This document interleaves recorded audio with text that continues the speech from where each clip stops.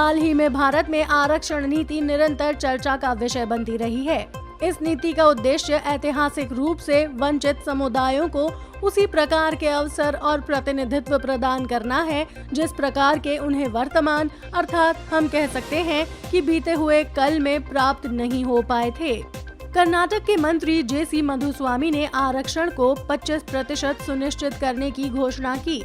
इसको सुनिश्चित करने के लिए मंत्री जी ने फरवरी महीने का समय लिया था, परंतु अभी हाल ही में उन्होंने इसकी जानकारी हमें दी है।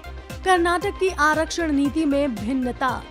यहाँ इस संदर्भ में मुसलमानों को 4% कोटा आरक्षण को खत्म कर दिया गया है।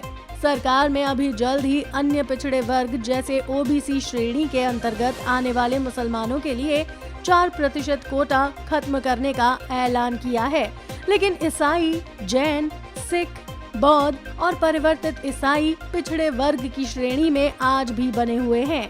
इनमें विशेष रूप से कुछ मुख्य बिंदुओं पर प्रकाश डाला गया है, जैसे आरक्षण में वृद्धि। कर्नाटक सरकार द्वारा आरक्षण कोटा 50% से बढ़ाकर 56% कर दिया गया है, जिसे बहुत ही हीन दृष्टि से देखा जा रहा है। आरक्षण का पुनः आवंटन। सरकार ने ये भी निर्णय लिया है कि मुसलमानों का 4% कोटा कालिका 2% और लिंगायत 2% को दिया जाएगा।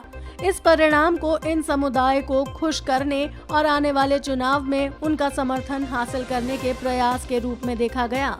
दलित समुदायों का उपवर्गीकरण। इसी संदर्भ में कर्नाटक सरकार ने अनुसूचित जाति एससी श्रेणी के तहत विभिन्न दलित समुदायों के लिए आंतरिक आरक्षण भी प्रारंभ करने के लिए 4 उप श्रेणियां बनाई हैं। कर्नाटक में एससी को दिए गए 17% आरक्षण में से 6% एससी बाय 5.5% एससी अदाएं और 4.5% एससी स्पृश्य और 1% अन्य को दिया गया है। हम ये कह सकते हैं कि आरक्षण को उपयुक्त 4 वर्गों में वर्गीकृत किया गया है।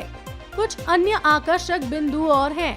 कानूनी रूप से संदिग्ध होना, प्रभावशाली समुदाय के लिए कोटे में वृद्धि, उपवर्गीकरण के बारे में विवाद, राष्ट्रीय नीति में असंगतता, प्रतिनिधित्व बनने पर उत्पन्न प्रभाव, समुदायों की पूरी न होने वाली मांगों पर उत्पन्न अर्थात उभरता विरोध। भारत में आरक्षण नीति सामाजिक न्याय और समानता सुनिश्चित करने का एक महत्वपूर्ण पक्ष है।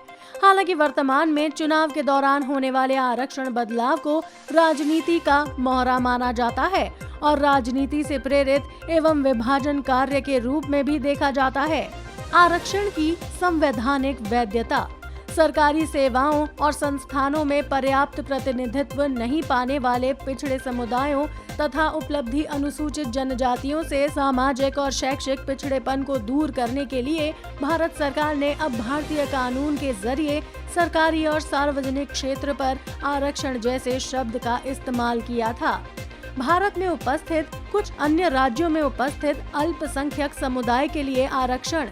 भारत के कुछ अन्य राज्यों में भी मुसलमानों और पिछड़े वर्ग ओबीसी सूची में शामिल करके उनके लिए शैक्षणिक संस्थानों के साथ साथ सार्वजनिक रोजगार में भी आरक्षण को विशेष रूप से लागू किया गया। We have taken a decision where 6% reservation will be for SC left, 5.5 for SC right, and 4.5 for touchables, and 1% for others. Similarly, there was a demand for reorganize the backward classes, and there was an interim report by the backward class, and according to that, we have taken a decision.